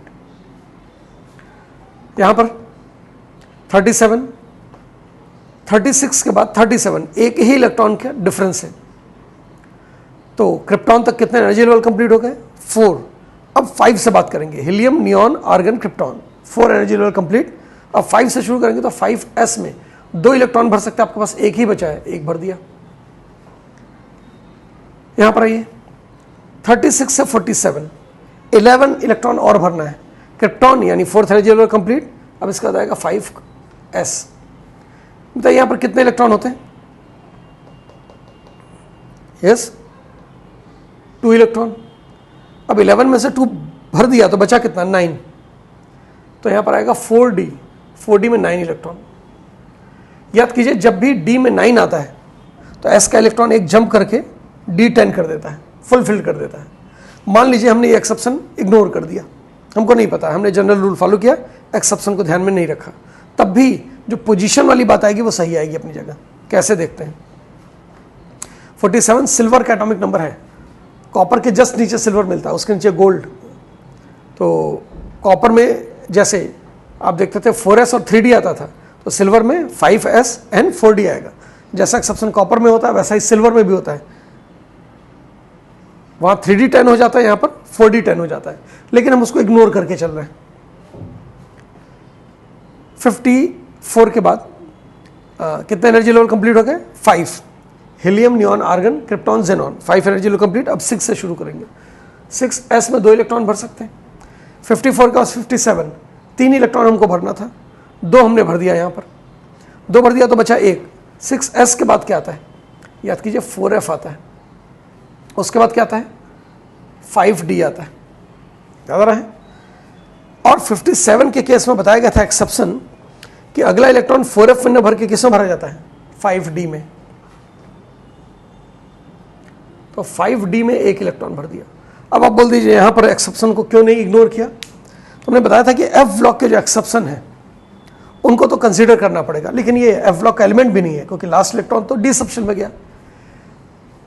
लैंथेनम और सीरियम जो है, लैंथेनाइट सीरीज के बाद सीरियम f ब्लॉक शुरू होता है, तो लैंथेनम को representative of f block element मानते हैं, तो एज अ रिप्रेजेंटेटिव हम इसको कंसीडर कर रहे हैं। इसका एक्सेप्शन जो है उसको कंसीडर करना है, लैंथेनाइट सीरीज या लैंथेनम का, एक्टिनाइट सीरीज या एक्टिनियम के, इनके एक्सेप्शन को कंसीडर करना है। डी ब्लॉक के जो प्योरली एक्सेप्शन आते हैं उनको कंसीडर न कीजिए, तब भी आंसर में कोई चेंज नहीं आएगा। अब सबसे पहले इनका ब्लॉक डिसाइड करते हैं।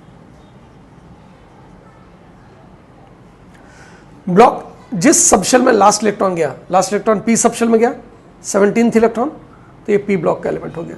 डी में गया, ये डी ब्लॉक का एलिमेंट हो गया। एस में गया, ये एस ब्लॉक का एलिमेंट हो गया। डी में गया, ये डी ब्लॉक का एलिमेंट हो गया।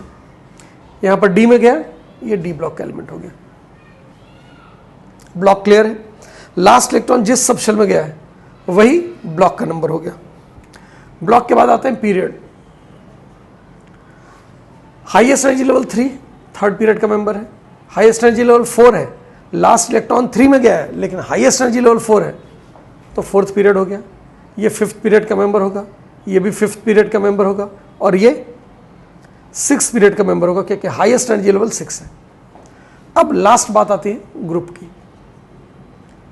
याद कीजिए, ग्रुप ब्लॉक के ऊपर डिपेंड करता है। पी ब्लॉक एलिमेंट के लिए ग्रुप का नंबर होता है xn+10। What is xn? Number of electrons in highest energy level. So what is highest energy level here? 3। लेकिन 3 ये भी है, ये भी है, तो नंबर ऑफ इलेक्ट्रॉन सिर्फ 3p का नहीं देखेंगे, 3s और 3p दोनों देखेंगे, ये n है। तो n में number of electron, highest energy level में नंबर ऑफ इलेक्ट्रॉन 2 + 5 यानी 7, और 7 + 10 कितना हो जाएगा? 17। या हम पहले आंसर लिखते हैं फिर बताते हैं कि कैसे आया ये आंसर। यहां पर आंसर है 17, और ये 17 है क्या, किसके बराबर? xn+10। What is xn? Highest energy level में इलेक्ट्रॉन 7 है, s और p के मिला के +10। डी ब्लॉक के लिए फॉर्मूला क्या है? xn मतलब हाईएस्ट एनर्जी लेवल में electron plus xn-1d, second highest के डी सबशेल में इलेक्ट्रॉन। हाईएस्ट एनर्जी लेवल में इलेक्ट्रॉन कितने? 2, और सेकंड हाईएस्ट के डी में कितने इलेक्ट्रॉन है? 7। 7 + 2 कितना हो गया? 9। This is 2 + 7। एस ब्लॉक का एलिमेंट, हाईएस्ट एनर्जी लेवल में जो इलेक्ट्रॉन है वही ग्रुप का नंबर होगा, एक इलेक्ट्रॉन फर्स्ट ग्रुप का मेंबर हो गया। फिर से डी ब्लॉक आ गया, हाईएस्ट एनर्जी लेवल में इलेक्ट्रॉन 2, सेकंड हाईएस्ट के डी में इलेक्ट्रॉन 9, 9 + 2 11। तो यहां पर 2 + 9। लेकिन ये इलेक्ट्रॉनिक कन्फिगरेशन गलत है। हमने बताया था डी को 10 करने के लिए एस से एक इलेक्ट्रॉन जंप करा दीजिए, तब भी कोई फर्क नहीं पड़ेगा, अभी भी लास्ट इलेक्ट्रॉन डी में ही गया, अभी भी हाईएस्ट एनर्जी लेवल 5 है, अभी भी हाईएस्ट एनर्जी लेवल का इलेक्ट्रॉन और सेकंड हाईएस्ट के डी का इलेक्ट्रॉन सम करके 11 आएगा। तो बस ये निकालने का तरीका चेंज हो जाएगा, आंसर सेम आएगा, 1 + 10। बात क्लियर होगी मेरे ख्याल से। ये भी डी ब्लॉक का मेंबर है, हाईएस्ट एनर्जी लेवल में इलेक्ट्रॉन 2, सेकंड हाईएस्ट के डी में इलेक्ट्रॉन 1, 2 + 1 यानी ये थर्ड ग्रुप का मेंबर है। 2 + 1 से इसका आंसर आया है। क्लियर है? This is equal to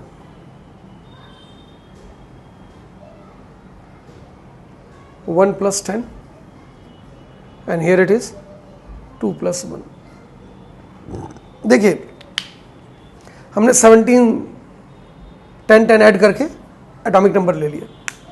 5 elements का हमने प्रैक्टिस किया, जिसमें से डी ब्लॉक के 3 एलिमेंट लिए, क्योंकि डी ब्लॉक का सबसे कॉम्प्लिकेटेड केस होता है, इसलिए उसके एग्जाम्पल हमने ज़्यादा लिए। पी ब्लॉक का एक एग्जाम्पल लिया। अब जैसे हमने 17 27 37 47 57 किया है, आप 67 77 87 97 ऐसे कर सकते हैं, या आप इसी की जस्ट बाद ले लीजिएगा 18 28 38 48 58। किसी एक डेफिनेट सीक्वेंस को, नंबर को लेके आप उसमें 10 ऐड करते जाएंगे तो लगभग हर ग्रुप का आपको एक एक एलिमेंट मिल जाएगा। यहाँ एफ ब्लॉक का कोई एग्जाम्पल नहीं आया है, एफ ब्लॉक का एग्जाम्पल भी आप इसी तरीके से कर सकते हैं। अब हम आपको अलॉट कर दे रहे हैं, आपको किनका किनका प्रैक्टिस करना है। प्रैक्टिस कीजिएगा 57 के बाद 67 77 87 97 107 117। इन एटॉमिक नंबर का इलेक्ट्रॉनिक कन्फिगरेशन लिखिएगा, इलेक्ट्रॉनिक कन्फिगरेशन की प्रैक्टिस होगी। फिर उसके बाद इनकी पोजीशन मॉडर्न पीरियोडिक टेबल में बताइएगा, किस ब्लॉक में, किस पीरियड में, किस ग्रुप में होगा। देखिए अब इनमें पीरियोडिक टेबल शुरू नहीं किया है, लेकिन एक तरीके से शुरू भी कर दिया है। पीरियोडिक टेबल में सबसे पहले तो ये पता होना चाहिए कि कौन सा एलिमेंट कहाँ पर रखा गया। तो हमने पीरियोडिक टेबल ड्रॉ नहीं किया है, हमने एलिमेंट्स की पोजीशन वगैरह कुछ भी नहीं देखी है। इलेक्ट्रॉनिक कन्फिगरेशन के बेसिस पर हम उनकी पोजीशन बताने जा रहे हैं। जब हमको एलिमेंट की पोजीशन पता ही चल जाएगी तो इलेक्ट्रॉनिक कन्फिगरेशन के बेसिस पर निकालने का कोई मतलब नहीं है, हम सीधे देख के बता देंगे किस ग्रुप का है, किस पीरियड का है, किस ब्लॉक का है।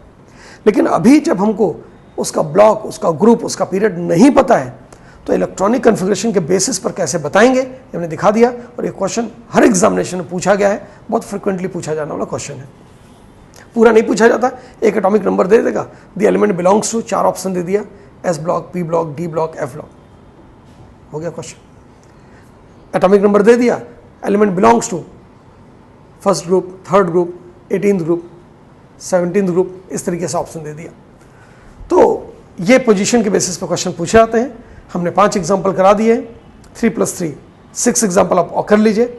वेरीफाई करने का इसका सीधा सा तरीका है, आपने पोजीशन निकाल लिया, अब आप पीरियोडिक टेबल ओपन कर लीजिए और देखिए इस एटॉमिक नंबर का एलिमेंट क्या जिस जगह पर हमने बोला है उसी जगह पर है कि नहीं।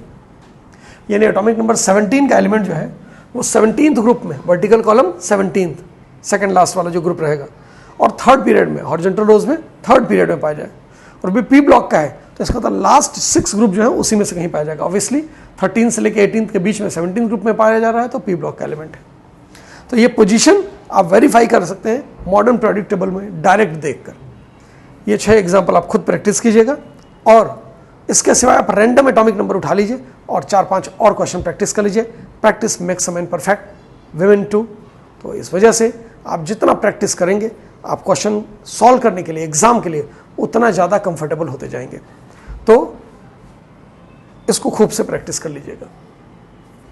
तो हमने इलेक्ट्रॉनिक कन्फिगरेशन तो देखा ही, उनके एक्सेप्शंस देखे, प्लस उनका एप्लीकेशन देखा। और पहला एप्लीकेशन ये था कि मॉडर्न पीरियोडिक टेबल में किसी एलिमेंट की जो पोजीशन है वो हम उस एलिमेंट के इलेक्ट्रॉनिक कन्फिगरेशन के बेसिस पर बता सकते हैं। अगर हमको मॉडर्न पीरियोडिक टेबल पता नहीं है तब भी बता सकते हैं। कई एग्जाम्पल्स हमने किए, कई एग्जाम्पल दिए। अब लास्ट एस्पेक्ट जो इलेक्ट्रॉनिक कन्फिगरेशन का है वो removal of electron. Removal of electron यानी कटायन का इलेक्ट्रॉनिक कन्फिगरेशन। जैसे Fe+2 का इलेक्ट्रॉनिक कन्फिगरेशन पूछ लिया, क्वेश्चन पूछता है कि Fe+2 के लास्ट इलेक्ट्रॉन के लिए सारे क्वांटम नंबर बता दीजिए। तो लास्ट इलेक्ट्रॉन पहचानेंगे कैसे, ये सब बातें हम सीखते हैं। यानी इलेक्ट्रॉन को जब हम रिमूव करेंगे, इलेक्ट्रॉन को ऐड करेंगे, तब जो स्पीसीज मिलेगा कैटायन एनायन, उनका इलेक्ट्रॉनिक कन्फिगरेशन अब हम सीखेंगे। इलेक्ट्रॉनिक कन्फिगरेशन में हमने डिफरेंट एनर्जी लेवल और सब एनर्जी लेवल में इलेक्ट्रॉन्स की फिलिंग का सीक्वेंस देखा था, N+L रूल को फॉलो करते हुए, अबवर्व प्रिंसिपल को फॉलो करते हुए। लेकिन जो फिलिंग का सीक्वेंस होता है जस्ट उसका रिवर्स सीक्वेंस इलेक्ट्रॉन के रिमूवल का नहीं होता है। क्या कहा? इलेक्ट्रॉन को जब भरा जाता है तो जो लास्ट इलेक्ट्रॉन आप फिलअप करेंगे वही इलेक्ट्रॉन सबसे पहले रिमूव करें, ऐसा ज़रूरी नहीं है। यानी इलेक्ट्रॉन की फिलिंग का और जो उसके रिमूवल का सीक्वेंस होता है वो एक दूसरे के एंटी पैरेलल नहीं होते हैं। कैसे देखते हैं? Sequence of filling of electrons. जब हम इलेक्ट्रॉनिक कन्फिगरेशन लिखते हैं तो नियरेस्ट नोबल गैस से शुरू करते हैं। नोबल गैस ना तो कटायन बनाने की टेंडेंसी रखते हैं, ना तो एनायन बनाने की टेंडेंसी रखते हैं, ना तो इलेक्ट्रॉन लॉस करना चाहते हैं, ना तो गेन करना चाहते हैं। तो इसलिए नोबल गैस को छोड़ के जो बाकी इलेक्ट्रॉनिक कन्फिगरेशन हम उनकी बात करेंगे। तो किसी भी नोबल गैस के बाद याद कीजिए सबसे पहले NS में इलेक्ट्रॉन भरा जाता है, 1 या 2, जितना इलेक्ट्रॉन बच गया उतना भर देंगे। उसके बाद आता है N-2 के F में इलेक्ट्रॉन, 1 से लेके 14 तक, और 6s के बाद अगला इलेक्ट्रॉन 4f में जाके 5d में जाता है, वो एक्सेप्शन है। 7s के बाद भी ऐसा ही होता है, 5f में जाके 6d में जाता है। याद कीजिए 2 एक्सेप्शन आपको पढ़ाया गया था, लैंथेनम और एक्टिनियम में ऐसा होता है। लेकिन N-2f के बाद इन जनरल N-1 के d में इलेक्ट्रॉन भरते हैं कितना, 1 to 10, और सबसे लास्ट में भरते हैं N के p में इलेक्ट्रॉन 1 to 6। तो इसका मतलब अगर इलेक्ट्रॉन p तक पहुंचा है तो पहले p का इलेक्ट्रॉन निकालेंगे, फिर d का, फिर f का, फिर s का। अगर इलेक्ट्रॉन सिर्फ d तक भरा गया है तो पहले N-1 d का निकालेंगे, फिर N-2 f का निकालेंगे, फिर ns का निकालेंगे। अगर इलेक्ट्रॉन f तक पहुंचा है तो इसका मतलब पहले इलेक्ट्रॉन f से निकालेंगे N-2 के, फिर ns से निकालेंगे। लेकिन ऐसा नहीं होता है। तो होता क्या है? Sequence of removal of electron. देखिए फिलिंग का सीक्वेंस क्या है, इधर से इधर जा रहे हैं, पहले NS में, फिर N-2F में, फिर N-1D में, फिर NP में, और जो एक्सेप्शन वो बताए जा चुके हैं।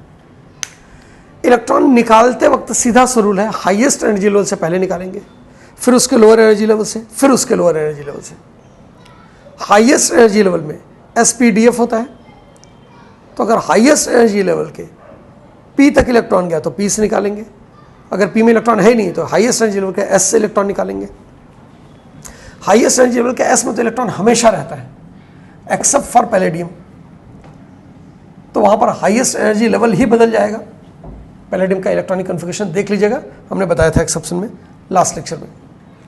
तो यहां पर जो इलेक्ट्रॉनिक कॉन्फ़िगरेशन है उसमें इलेक्ट्रॉन का जब रिमूवल होगा तो सबसे लास्ट में N-2F से निकलता है, उससे पहले N-1D से इलेक्ट्रॉन निकाला जाता है, जो भी इलेक्ट्रॉन है, और फिर NS और NP से। इलेक्ट्रॉन जहां तक भी भरा गया है, पहले NP से इलेक्ट्रॉन निकलेगा, फिर NS से निकलेगा, फिर N-1D से निकलेगा, फिर N-2F से निकलेगा। कितना इलेक्ट्रॉन निकलेगा वो डिपेंड करेगा एलिमेंट कौन सा है, वो एक अलग दुनिया है पूरी, उसी से ऑक्सीडेशन स्टेट, उसी से वैलेंसी, यानी ये इलेक्ट्रॉनिक कन्फिग्रेशन ही फिलिंग ऑफ इलेक्ट्रॉन और रिमूवल ऑफ इलेक्ट्रॉन से ही आपका valency, oxidation state, possible oxidation state, बहुत से सवालात जो हैं उनके जवाब मिलेंगे आपको। तो ये फिलिंग का सीक्वेंस हो गया, ये रिमूवल का सीक्वेंस हो गया। एग्जाम्पल देखते हैं इसका एक, आयरन 26, इसका इलेक्ट्रॉनिक कन्फिग्रेशन लिखेंगे तो आर्गन आएगा 18, आर्गन के बाद 4s2 और 3d6, 18 के बाद 26, यानी 8 इलेक्ट्रॉन भरना है तो पहले 4s में 2 इलेक्ट्रॉन, 6 बच गए, 3d में 10 भर सकते हैं, 6 इलेक्ट्रॉन है, 6 पूरा भर दिया। लेकिन जब आप Fe+2 की बात करते हैं तो Fe से Fe+2 बनने में 2 इलेक्ट्रॉन लॉस होगा। सवाल है कि लास्ट में इलेक्ट्रॉन ने 3d में भरा था, तो क्या इलेक्ट्रॉन हम पहले 3d से निकालेंगे? नहीं, हम इलेक्ट्रॉन पहले निकालेंगे 4s से। तो यानी अब रिमूवल करते वक्त 3d6 बच जाएगा और 4s में 0 इलेक्ट्रॉन हो जाएंगे। ऐसा क्यों हो गया? क्योंकि हाईएस्ट एनर्जी लेवल से पहले इलेक्ट्रॉन भरा जाता, रिमूव किया जाता है, और लोअर एनर्जी लेवल से बाद में रिमूव किया जाता है। लेकिन जब हम N+L रूल से देखें तो हाईएस्ट एनर्जी तो इसी की है। तो ध्यान रखिएगा, फिलिंग के वक्त highest, lowest, higher, lower energy जो देखी जाती है वो N से नहीं देखा जाता है, वो N+L से देखा जाता है। लेकिन जब रिमूव करते वक्त इलेक्ट्रॉन निकालते हैं तो वो N+L रूल के बेसिस पर नहीं निकालते हैं, वो एनर्जी लेवल यानी सिर्फ N के बेसिस पर निकालते हैं, पहले हायर N, फिर उससे लोअर N, फिर उससे लोअर। ऐसा क्यों हुआ? इसका जवाब मिलता है एक दूसरे कंसेप्ट से, डी ऑर्बिटल कॉन्ट्रैक्शन।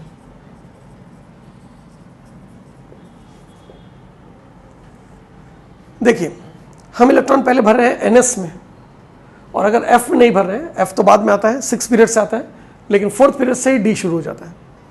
तो जब NS के बाद N-1D में इलेक्ट्रॉन भरेंगे तो S स्फेरिकल होगा और D जो होगा वो डबल डंबल होगा। तो पहले NS की एनर्जी कम है और N-1D की एनर्जी ज़्यादा है, यानी 4s और 3d में 4s की एनर्जी कम होती है, 3d की ज़्यादा होती है। जिसकी एनर्जी ज़्यादा उसका साइज़ बड़ा होगा, वो न्यूक्लियस से ज़्यादा दूर तक पाया जाएगा। तो जब हम न्यूक्लियस के अराउंड s ऑर्बिटल बनाते हैं तो d जो होता है वो इससे बड़ा होता है, d मतलब डबल डंबल। तो अब ये जो इलेक्ट्रॉनिक कॉन्फ़िगरेशन है ये है NS2 और 3d0। NS में तो पूरा इलेक्ट्रॉन भर गया, लेकिन D में इलेक्ट्रॉन नहीं भरा। अब आप इसमें एक इलेक्ट्रॉन ऐड कर दीजिए। जब एक इलेक्ट्रॉन ऐड करेंगे तो D में जैसे इलेक्ट्रॉन भरा जाता है D कॉन्ट्रैक्ट हो जाता है, तो S तो उतना ही बड़ा साइज रहेगा, लेकिन D कॉन्ट्रैक्ट होके S के भी अंदर आ जाता है, ऑलमोस्ट बराबर हो जाता है। तो अब जो ये इलेक्ट्रॉनिक कॉन्फ़िगरेशन हो गया NS2 N-1, एक मिनट, N के टर्म्स में दे रहे हो तो यहाँ पर N-1D बोलेंगे, 4s तो 3d, 5s तो 4d, तो N-1 के डी में एक इलेक्ट्रॉन आ गया, ये NS हो गया और ये NS हो गया, एक एक इलेक्ट्रॉन आ गया। अब मोर इलेक्ट्रॉन ऐड कर दीजिए, n-1 डी में ही 10 इलेक्ट्रॉन तक भर सकते हैं। तो डी ऑर्बिटल कॉन्टैक्ट तो हो ही चुका है, अब वो हमेशा NS से छोटा ही रहेगा, S में कोई चेंज नहीं आया, लेकिन डी कॉन्ट्रैक्ट हो चुका है। तो अब ये NS में 2 इलेक्ट्रॉन है और n-1 के डी में ग्रेटर देन और इक्वल टू 2 इलेक्ट्रॉन आ गया। पहले 1 था, अब 2 या उससे ज़्यादा इलेक्ट्रॉन आ गया। इधर अगर विजिबिलिटी नहीं है तो हम इसको नीचे की तरफ बना देते हैं।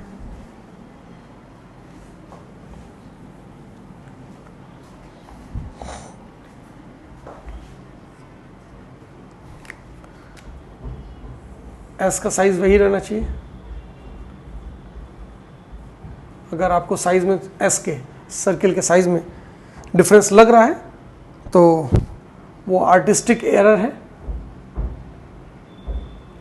NS2 n-1 के डी में greater than equal to 2 electron, यानी 2 to 10 इलेक्ट्रॉन हो गया।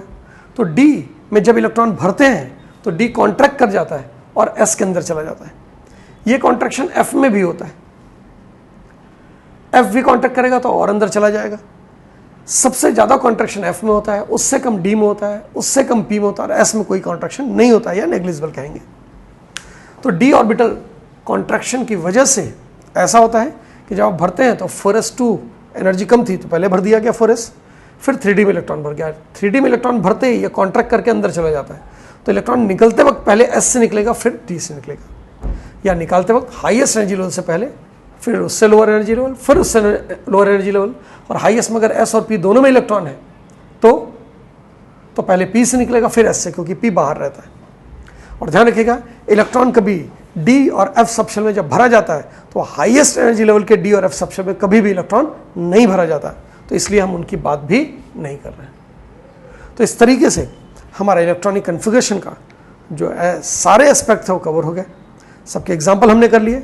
अब हम इसका यूज़ करेंगे आगे के कंसेप्ट में पढ़ने के लिए, और नेक्स्ट लेक्चर से हम इलेक्ट्रॉनिक कॉन्फ़िगरेशन का एप्लीकेशन करते हुए मॉडर्न पीरियोडिक टेबल की बात शुरू करेंगे। मॉडर्न पीरियोडिक टेबल के पहले हमने आपको हिस्टोरिकल डेवलपमेंट पढ़ने के लिए बोला था, तो उसके बारे में भी थोड़ी बहुत बातें होंगी, और हमारा मेन फोकस रहेगा modern periodic table and periodic properties. Thank you. Till then पढ़ते रहिए, बढ़ते रहिए।